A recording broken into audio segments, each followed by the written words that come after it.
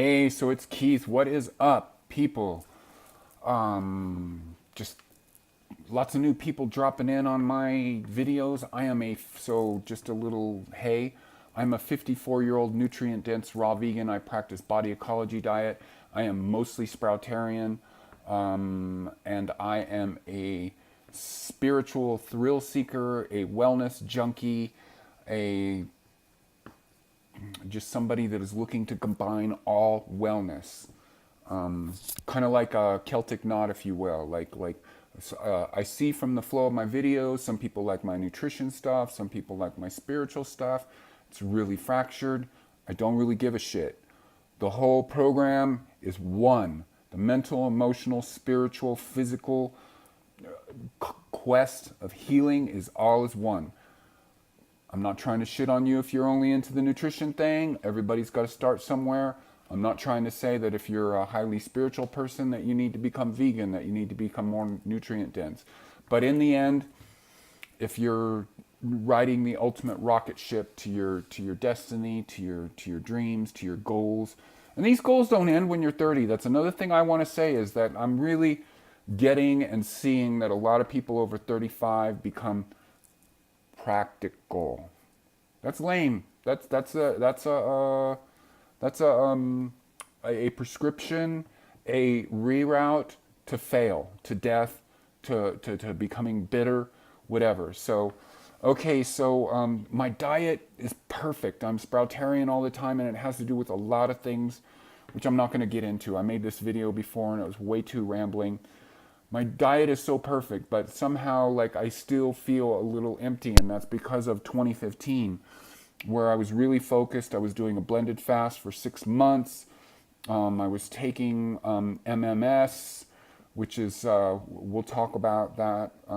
It's a really freaking high level anti-pathogenic thing that's amazing for healing unhealable stuff. It's really next level shit. Did I say blended fasting? Yeah, I am at this time, and most of the time I have not been taking for this entire year any Chinese tonic herbs or any expensive stuff.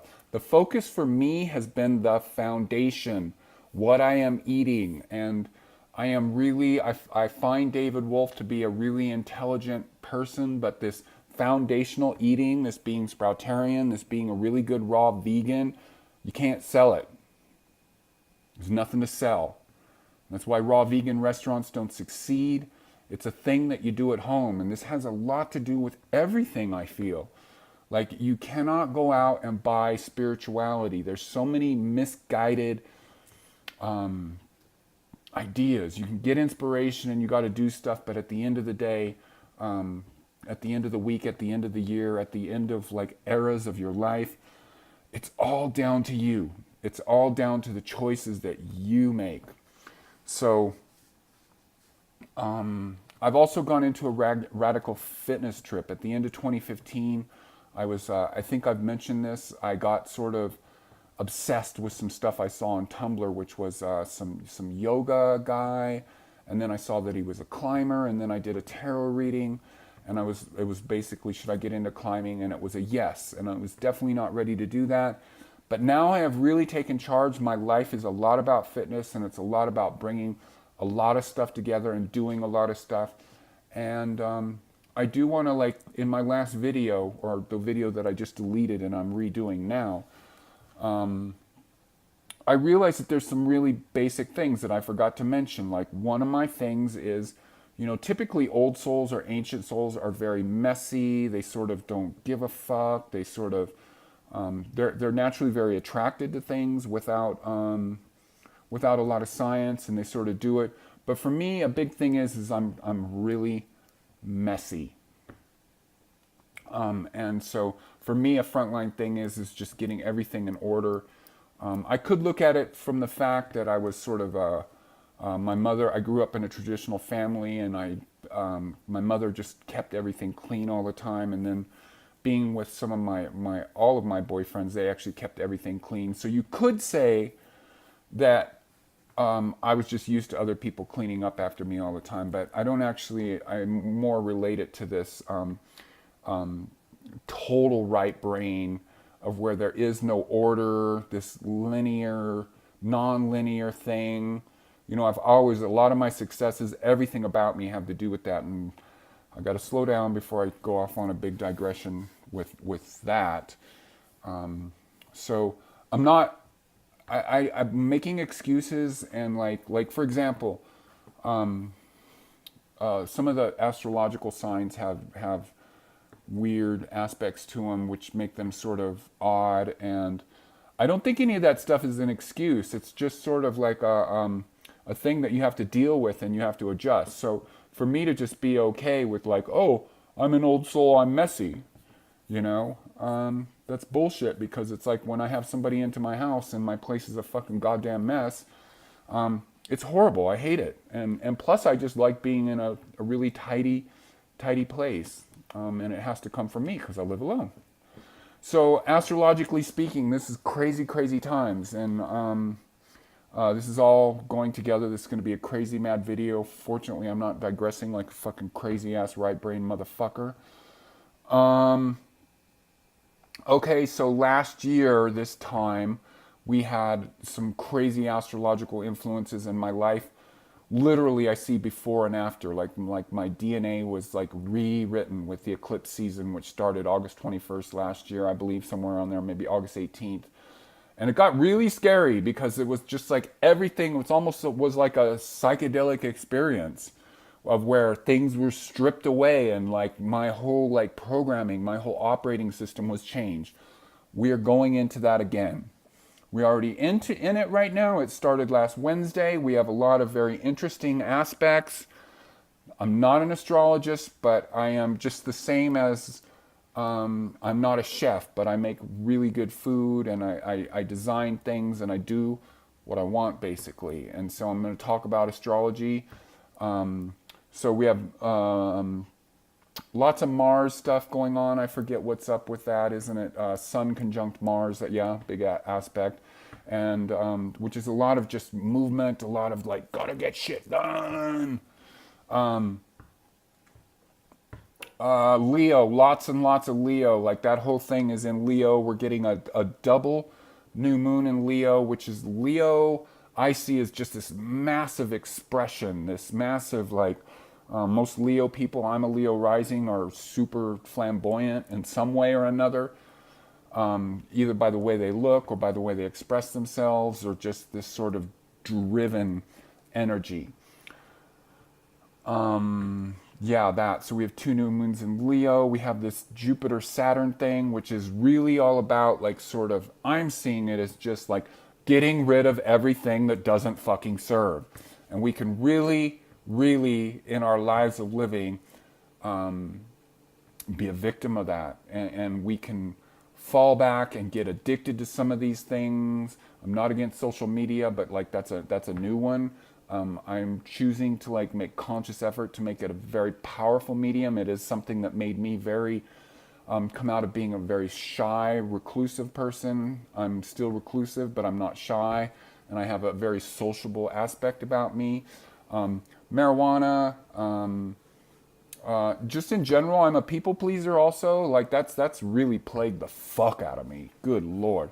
And I'm just letting all that stuff go because it's in my face, and I'm riding this cosmic wave, man. So it's a time of change, and really, like you've heard me talk a lot about writing lists and things like you don't need to write a list this time.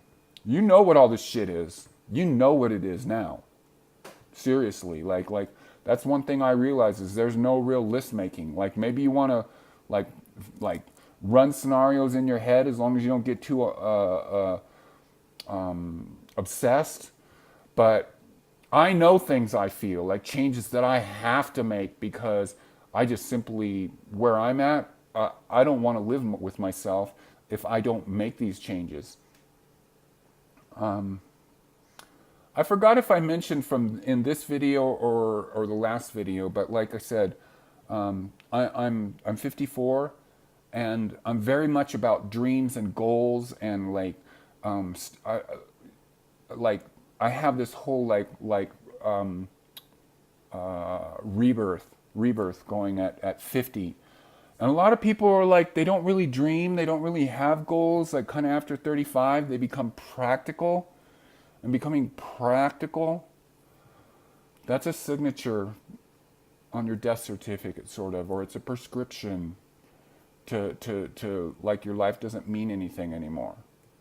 To becoming bitter, to be like thinking like actually that over 35 point is really not even halfway through. Some people have these quote unquote midlife crises around right around there or something like that. I didn't actually even lose my youth then, but let's not be on that distraction. The thing is you can dream. It never stops dreaming, and you never should stop dreaming. And so that's what I'm doing here. Is I'm just doing all of these protocols, way more like where 2015 was I was doing all these things. I had a spiritual practice going on. I made major breakthroughs. I had connection with deities. I had things happen that I was like, whoa, really? Me? This is happening to me? Like, seriously, like, you don't know. I know I'm stepping more into it, but you don't know about human potential. It is so like amazing. We have like this whole Piscean era that we're stepping out of it has really been a dumbing down, but it's the whole thing, this whole our written history as we're known.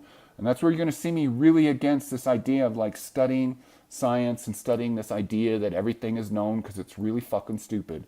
And I got a whole video on that coming up. That's more about developing your own language with your beliefs, with your life, with the way you do things.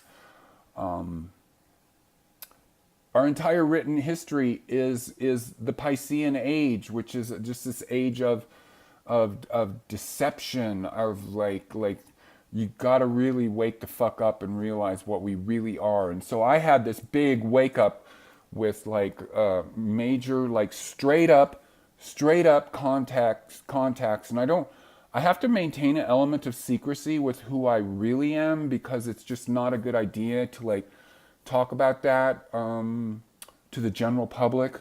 Yeah. And this is the general public.